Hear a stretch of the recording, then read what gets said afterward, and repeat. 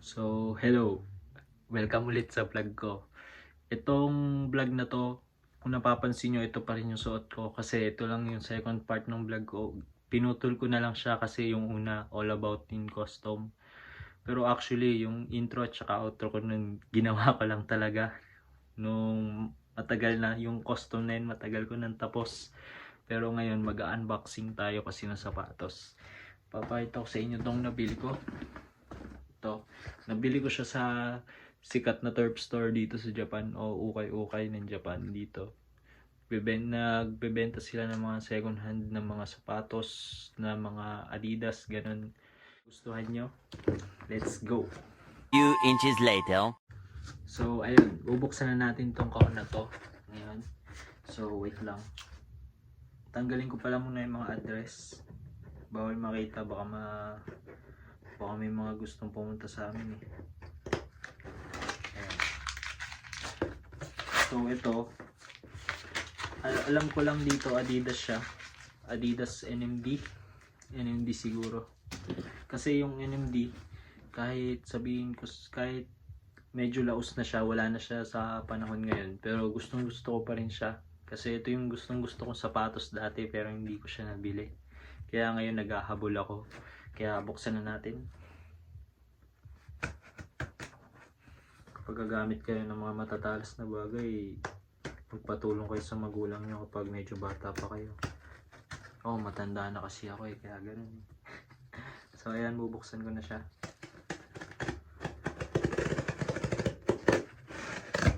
Yo. Wow. Meron po siyang lang. So ito yung kasulatan, resibo, tsaka kung hindi ka siya sa'yo, pwede mo pa namang ibalik. About second hand kasi siya eh. Okay. So ito na. Ito na yung sapatos. Wait na, ibababa ko lang yung kahon. Parang may naalog nung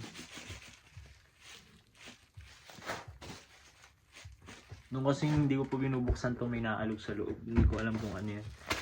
Ito, bubuksan ko na to. Saan ba yung tape?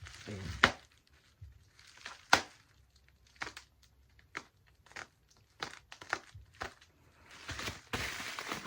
Ang daming tape nito ah. Galit na galit sa tape. Ganito ang ginagawa nila pag bumili kayo sa kanila sa online. Kasi meron silang walk-in shop talaga. Pinupuntahan talaga sa Japan. Pero mas gusto ko na rin para safe. In-order ko na lang. Meron silang online website dito sa Japan. Pwede mo na lang ipa-deliver.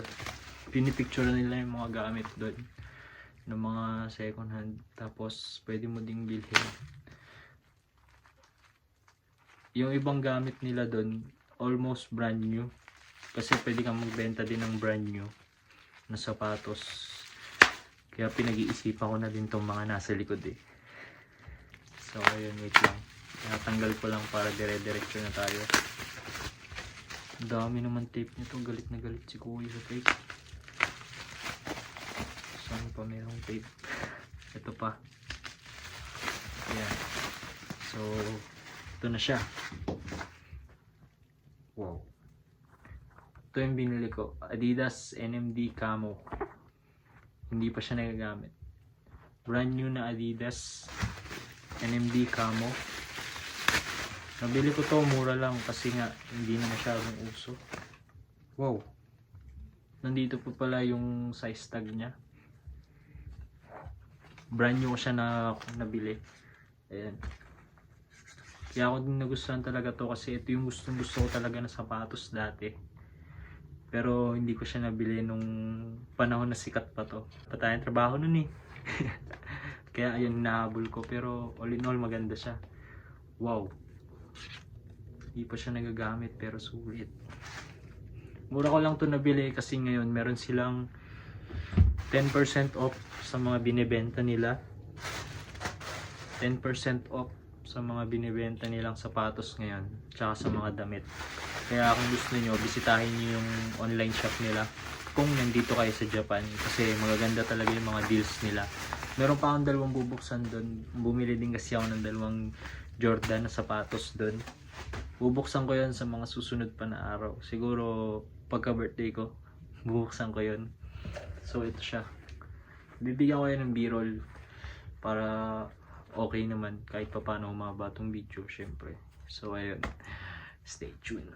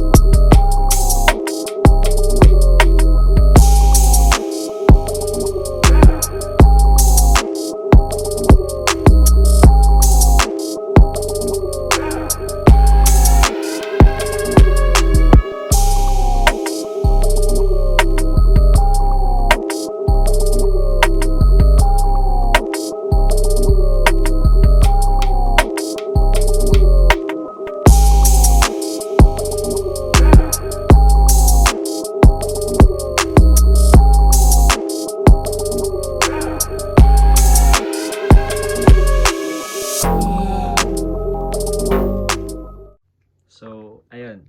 Salamat sa mga nanood dito sa vlog ko. All in all, masasabi ko dito sa sapatos, sobrang sulit talaga. Kasi nakuha ko siya ng brand new. Brand new siya with tag. Kaya, masasabi ko lang din, sobrang lambot talaga ng boost ng Adidas. Ngayon lang ulit ako nakaramdam ng ganong kalambot. Kasi usually sa mga Nike talaga, mga lalo na sa Air Force One, minsan talaga matigas talaga yung bounce ng sapatos mo sa paa mo, 'di ba? Kaya ayun, salamat sa mga nanood. Stay tuned kasi meron pa akong dalawang i-unbox. Sa susunod ko na lang yun na vlog. Kaya ayun, salamat. Like, comment, share, and subscribe. At mag-iingat kayo palagi. Matatapos din to. Bye-bye.